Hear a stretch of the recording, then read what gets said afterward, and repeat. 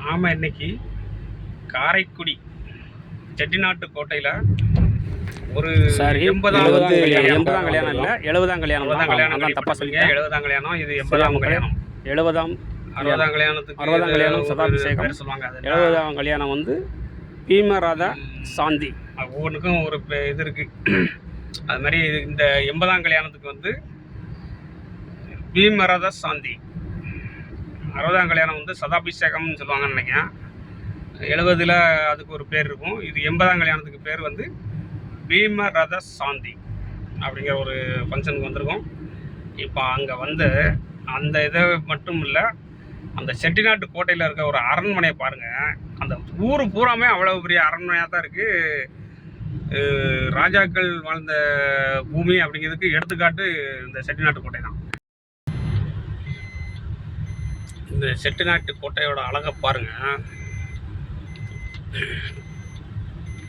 ஒரு வாசல் வந்து இந்த வீதியில் ஒரு தலைவாசல் இருக்குன்னா அடுத்த வீதியில் தான் அதோட பின்வாசல் இருக்குது. அந்த மாதிரி ஒரு கோட்டை.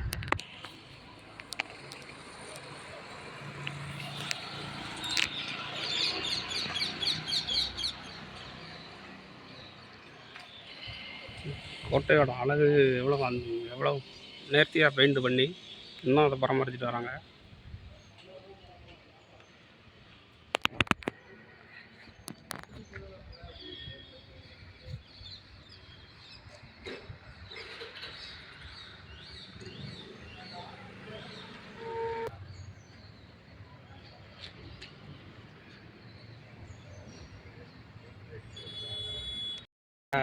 இதில் ஒரு வீட்டில் போர்டு வச்சுருக்காங்க பாருங்க, பூசைக்கார வள்ளியாச்சி வீடு.